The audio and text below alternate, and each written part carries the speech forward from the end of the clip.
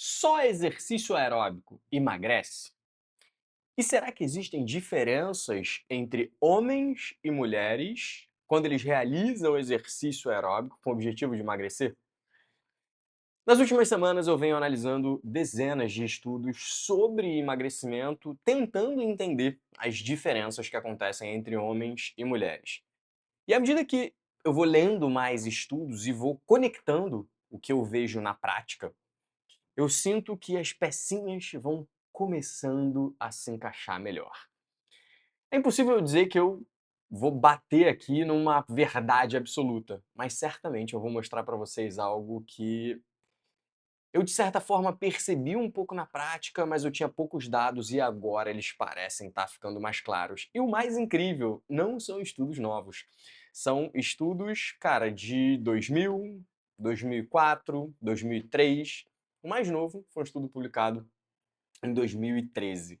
Mas eu quero explicar isso para vocês, me aprofundando e mostrando que as respostas entre homens e mulheres não necessariamente são as mesmas, e aquilo que você espera que aconteça em relação a uma atividade aeróbica, talvez não seja o que você imagina. Será que realmente há uma perda significativa de massa magra ou só de massa gorda? Ou nenhum dos dois? É sobre isso que a gente vai falar hoje. Então, vamos lá, galera. Por que que eu me motivei a falar isso? Porque eu atendo muitas mulheres, eu tenho estudado muito esse tema de mulher, eu quero tentar entender como eu posso ajudar mais as mulheres que eu atendo. E como consequência, olhar a literatura para mim é a saída, é o início, né, a literatura científica é o início do pontapé para eu prescrever melhor para as minhas clientes. Então, a gente tem muitas clientes na consultoria que querem emagrecer, a gente tem muitas clientes aqui no estúdio que querem emagrecer. A gente sabe que mulheres têm variações significativas em relação ao que ocorre na vida delas, né? Na juventude existem flutuações que podem acontecer do ponto de vista hormonal por causa do ciclo menstrual, que pode ou não ser suprimida pela utilização de algum tipo de contraceptivo, especialmente se ele for hormonal. Existe a variação natural que acontece quando a mulher engravida. Existe a possibilidade da mulher fazer o uso de algum hormônio ao longo da vida que não seja um contraceptivo oral, seja por questões estéticas ou qualquer outro motivo. Existe um momento na vida da mulher em que ela entra na menopausa e o período que precede a menopausa e o pós-menopausa tem implicações significativas. Então, é impossível nesse vídeo eu abordar tudo isso, mas eu vou tentar falar de forma geral, algo que eu percebi nos estudos e que vai surpreender você também. Então eu vou começar a nossa aula de hoje, enfim, isso aqui que a gente está fazendo hoje, nosso vídeo de hoje, com um estudo.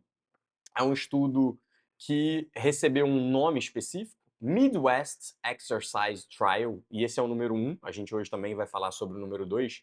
E nesse estudo, que foi um estudo bem longo, bem extenso e muito interessante, né, muito bem conduzido por um pesquisador chamado Donnelly, né? O que que ele fez? Cara, primeiro, ele pegou 131 homens e mulheres com sobrepeso e dividiu essas pessoas em dois grupos. Um grupo iria realizar exercício, o outro grupo serviria como controle, beleza?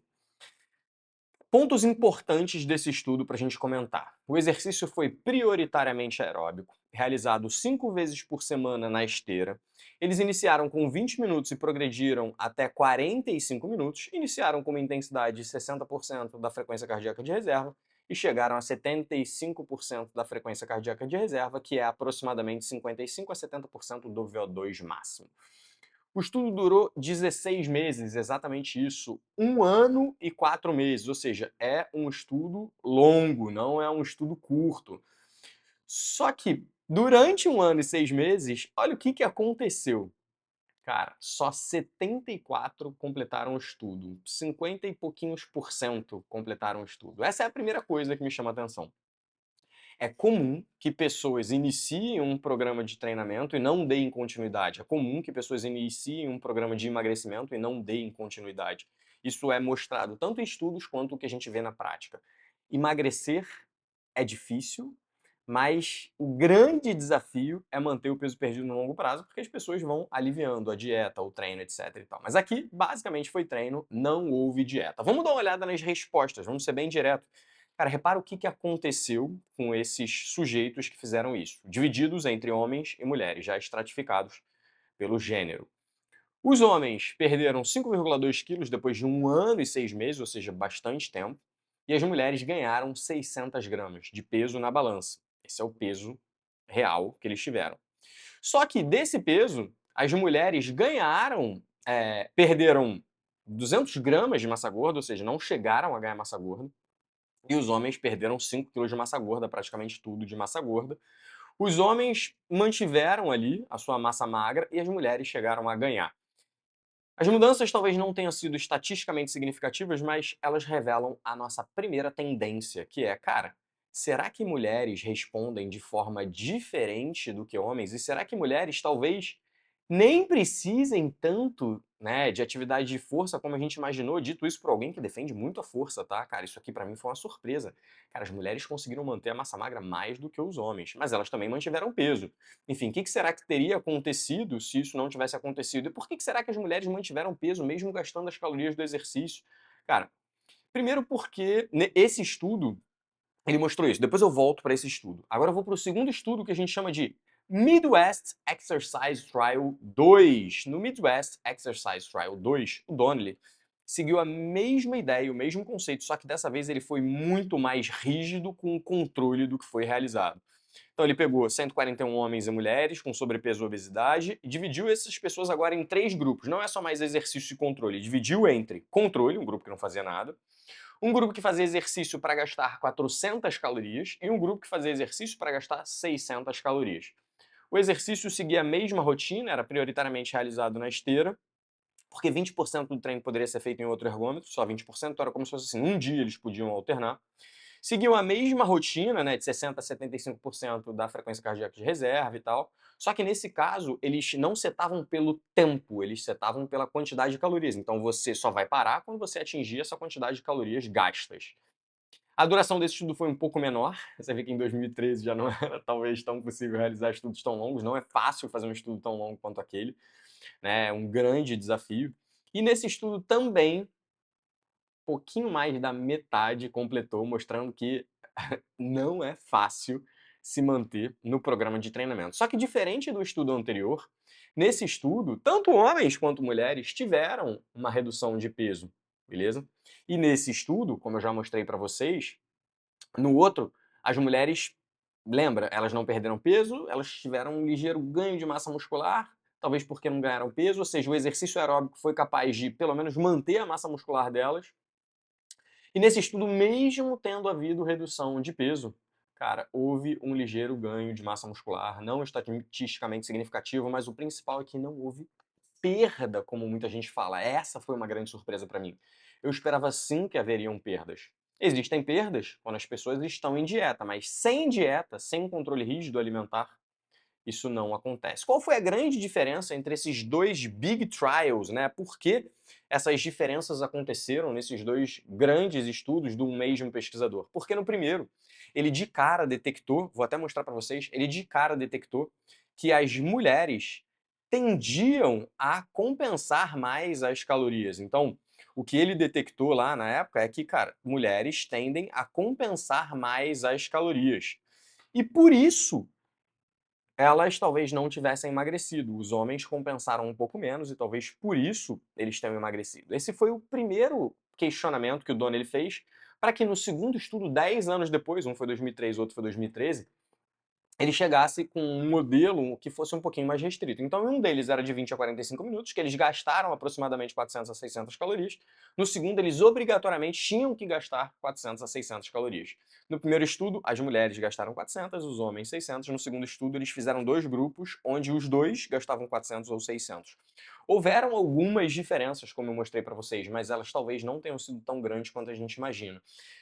Qual a grande questão que esse estudo mostra pra gente? Mulheres tendem a compensar mais, então é importante que a gente se assegure que elas estão fazendo dieta. Isso pode ser por diversos motivos, mas esse é o primeiro aspecto que eu queria falar com vocês. Para essa segunda parte da nossa aula, eu vou trazer outros 2 estudos do mesmo pesquisador, agora não do Donnelly, do Robert Ross. E nesses 2 estudos, o que o Robert Ross fez? Um foi feito só com homens, o outro foi feito só com mulheres. E o que ele fez foi basicamente o seguinte: cara, eu vou ter 3 grupos de intervenção, onde um deles vai fazer só dieta, no caso dos homens, uma dieta onde o déficit energético obrigatoriamente era de 700 calorias. Um grupo que ia fazer exercício para gastar 700 calorias e um grupo que ia gastar 700 calorias através do exercício, mas ia ingerir mais 700 calorias, beleza? Que ele chamou de exercício compensado. O que esse estudo mostrou? Que o grupo que fez só dieta perdeu 7,4 quilos, que o grupo que fez só exercício perdeu a mesma quantidade de peso, e o grupo que fez exercício compensado não teve perda de peso. Mostrando que sim, é preciso estar em déficit energético para perder peso. É impossível você perder peso sem estar em déficit energético. Mas uma coisa que chama atenção é que nesse estudo com homens, os homens perderam massa magra de forma significativa no grupo dieta, perderam um pouquinho menos no grupo exercício e como praticamente não perderam peso, eles chegaram a ganhar, né, minimamente massa magra no exercício compensado e tiveram uma ligeira perda de gordura. Não, praticamente não houve perda de peso, mas houve alguma perda de gordura quando houve compensação, mostrando que o exercício, mesmo sem haver nenhum controle alimentar, ou mesmo você comendo a mesma quantidade de calorias que você gasta, ainda assim existe uma alteração metabólica que pode favorecer, obviamente, em pequena magnitude. Esse mesmo pesquisador ele fez um segundo estudo, agora realizado com mulheres, né? Então, olha aqui, esse daqui foi realizado com mulheres, e nesse caso, eles tinham 3 grupos de intervenção também, só que nesses 3 grupos de intervenção, a restrição energética através da dieta ou o gasto energético através do exercício era de 500 calorias, um pouquinho menor, porque ele partiu do princípio que mulheres, naturalmente, são menores do que homens, beleza? Então olha o que ele mostrou nesse estudo. Cara, as mulheres perderam 5,2 no grupo dieta, perderam mais no grupo exercício, ó, mulheres parecem responder até mais para o exercício do que homens. E o grupo de exercício compensado também não houve nenhuma mudança, exatamente igual ao dos homens. Mas no caso das mulheres, a resposta de massa gorda e massa magra foi um pouquinho diferente. As mulheres tiveram uma redução de gordura significativa no grupo dieta, mas também perderam um pouquinho de massa magra, ou seja, quando não tem nenhum exercício. Quando tem exercício, mesmo perdendo muita massa gorda, elas não perdem massa magra. E no grupo só exercício compensado, elas ganharam massa magra e tiveram uma perda maior de massa gorda do que o grupo de homens. Então repara que, cara, esses dados começaram a me fazer olhar para o treino de mulher de forma um pouquinho diferente. Por quê? Cara, eu recebo muitas mulheres aqui, elas têm uma crença muito forte de que o exercício aeróbico é a melhor modalidade para emagrecer, e a gente tenta combater isso com todas as forças, porque a gente sabe que é comum que haja redução de massa magra quando a pessoa treina, e isso acaba levando em uma série de outros problemas que a gente se preocupa, como o ciclo do reganho de peso. Mas o que me chamou muita atenção nesses estudos, que são estudos muito bem controlados e muito bem realizados, é que cara, as mulheres não perderam massa magra como a gente imaginava, talvez tenham perdido até menos do que os homens, e talvez tenham tido uma resposta positiva ainda maior para a massa magra num programa de treinamento que tinha só cardio. Então, ao olhar esses dados, o que me vem em mente? Cara, talvez fazer exercício aeróbico não seja um problema tão grande quanto a gente tem visto muita gente defender por aí, e eu me coloco nessa caixa de defender que o exercício aeróbico não era a melhor opção, talvez continue não sendo. Eu não tenho dúvida de que a combinação entre força e aeróbico é a melhor opção, mas olhando para esses dados eu já começo a pensar que, cara, legal. Não tem problema eu aumentar o volume de cardio da minha cliente, especialmente se ela gosta. Porque aparentemente os dados têm mostrado que isso não é ruim. E é óbvio que precisamos levar em consideração fatores individuais, fatores genéticos, responsividade ao treino.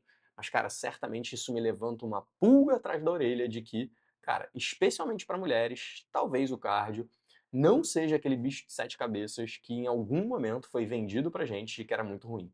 Talvez não seja. Olha aí a literatura mostrando. E aí, faz sentido para vocês? Cara, meu objetivo aqui não era definir só pode ser assim, só pode ser assado, olha que coisa maravilhosa, mas era mostrar para vocês que existem evidências de que cardio sim é uma boa opção para mulher, contrariando muito do que eu acredito e contrariando muito do que muitos profissionais têm defendido, de que tem que ser treino de força, só pode ser treino de força, sugerindo que, cara, posso sim aumentar o volume de cardio da minha aluna, especialmente se ela gosta e se ela tem a crença de que isso é melhor para ela. Essa é a grande coisa que eu começo a mudar nos meus treinos. Já vinha começando a mudar, mas agora fica ainda cada vez mais claro de que eu posso modificar os programas de treinamento das minhas alunas. Agora eu quero saber se faz sentido para vocês, respondam aí, deixem os comentários de vocês e tal, que eu vou adorar ouvir. E se alguém tiver dados diferentes, estudos diferentes para que a gente possa analisar, também vai ser bem legal.